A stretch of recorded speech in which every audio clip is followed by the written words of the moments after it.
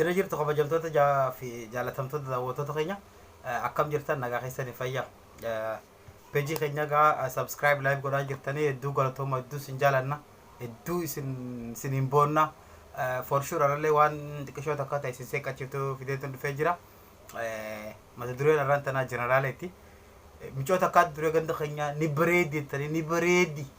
Dubartii akkasii bareeddu tan jirtu beekte maal fakkaatani beekta? Toggaa dhimtu lal miila si dhageetaa deemtana taagartee mormi taakkuu lama mormi si akka kiyya kanaan ta mormi taakkuu lama ta muddii qalamaa ta jaansan taagartee Ibrahim baadiyyaa isii wallisan yaata qalbiitii yana fuute hamilee too itti na buute hoggoo ati gamaan gabbuute ijji too sumarra buute nagayaa jettee harka na fuundaan ifallaalee hangammachuudha juusan micoon naa bareedinaa kaa ni beektanii warra dhiiraa gisa dubartii bareedduu agartan akkam akka laxxatanii taagartee onneen tun si dhaabbatu san hedduu bareeddu garuu sababa bareedina isii dhiirtummaan takka taa'an itti achi dhiyaatee gartee isii dubbistu hin jirtu. Kana ida jeneraaltichi tokko gaaf tokko xabbasee jeneraaltichi miyyoota xabbasuu addunyaan guutuun ajaa'iba jettee gaa warri ganda keenyaa wal jalaa fuudhe siboo micoon sokkatti dhiira kaan tuffatu tuun ammoo sodaadha itti achi dhiyaachuu didduu jeneraaltichi xabbasee jira. Kana gaa gaazexeessotaa fi warri aktiivistii fi warri yuutuubara akka kiyyaa kun fiiganii gaazexeessonni jeneraaltichi bira dhaqanii intarviyuu godhu dhaqanii samboota gaafatan.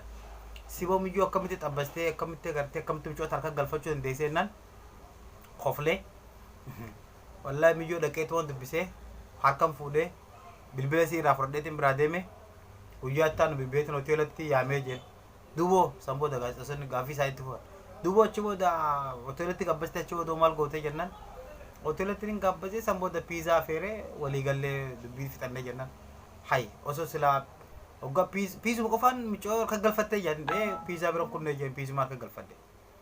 oo sila piizaatti si dhumuu didde akkam gootaa jennaan piizatti yoo na dhumuu didde moo piisa naaf dhumtii jeen yoo piizaa bira dabarte piizaa bira dabartuu jeeni so hoteen teessanii dalagii miti rabbi sinaatiisu wayyaanee fi badhaadhinni